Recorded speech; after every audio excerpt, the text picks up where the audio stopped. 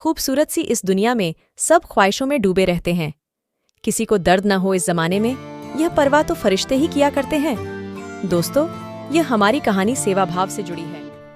एक समय की बात है, एक गांव में एक धनवान आदमी रहता था, जिसने सुख की तलाश में अपना जीवन व्यतीत किया। वह बहुत अमीर था, लेकिन वह हमेशा खुश नहीं रहता था।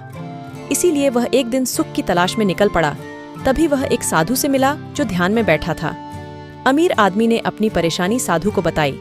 तब साधु ने उसे बड़े प्यार से बताया कि बेटा, सच्चा सुख उसे मिल सकता है जो सेवा के मार्ग का चुनाव करता है। तभी उस अमीर आदमी ने उसी गांव में एक आश्रम बनाया जो लोगों की सेवा कर सके। लेकिन आश्रम बना के भी उसे खुशी नहीं मिली। उसने सोचा, आश्रम बना के तो खुशी दूसरों को मिल रही है। वह फिर से साधु के पास आया और बोला, मैंने सेवा करने के लिए आश्रम खोला, फिर भी खुशी नहीं मिली। तभी साधु ने कहा, सेवा हमेशा निरंतर करनी चाहिए। ये कहने की बात नहीं है कि हम कितनी सेवा कर रहे हैं। तुम्हारे इन बातों से तो तुम्हारे जीवन स्वार्थ प्रतीत हो रहा है, तो तुम्हें खुशी कैसे मिलेगी? तब धनवान आदमी ने उस साधु के उपदेश का पालन किया और वह मन से लोगों की सेवा करने लगा, दान धर्म करने लगा। वह गरीबों की सेवा करने के लिए भी समय निकालने लगा। उसकी इस सेवा भाव से दूसरे खुश नहीं थे, इसीलिए ईर्ष्या के कारण उन्होंने उसकी निंदा करना शुरू कर दिया। धनवान आदमी पर उस निंदा का असर पड़ा और वह फिर से दुखी हो गया। वह निराश होने के बाद वह साधु के पास गया और अपनी समस्या बताई। उसने कहा, अभी भी मुझे सुख नहीं है, क्या मुझे आपकी तरह सब त्यागना होगा? तभी साधु बोले, बेटा, अभी तो तुम्हारी शुरुआत है, तुम अभी इसके लिए काबिल नहीं हो। तुम अगर चाहो तो अपने जीवन में भी खुशी ढूंढ सकते हो। अमीर बोला, सेवा तो मैं कर रहा हूं, पर फिर भी मन में खुशी क्यों नहीं है? तभी वहां एक पंछी फड़फड़ाकर गिर जाता है। तब अमीर आदमी उसे उठा लेता है।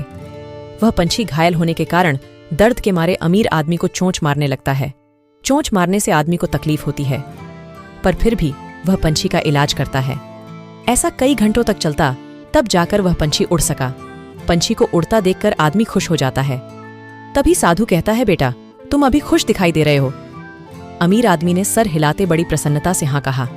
तभी साधु ने उसे मुस्कुराते हुए कहा, बेटा, तुम्हें लोगों की कड़वी बातें सुनकर दुख हो रहा है, लेकिन वो तो सिर्फ शब्द हैं।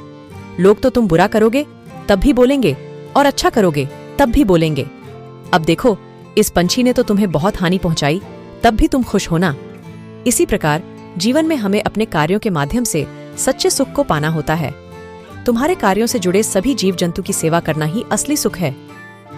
इसीलिए कोई भी काम निस्वार्थ हेतु से करना चाहिए, ताकि अंत में हमें दुख ना हो। दोस्तों, यह कहानी आपको कैसी लगी? कहानी अच्छी लगे तो सब्सक्राइब करें और लाइक करना ना भूलें। मिलते हैं अगली वीडियो में। आज के लिए बस इतना ही। Bye bye.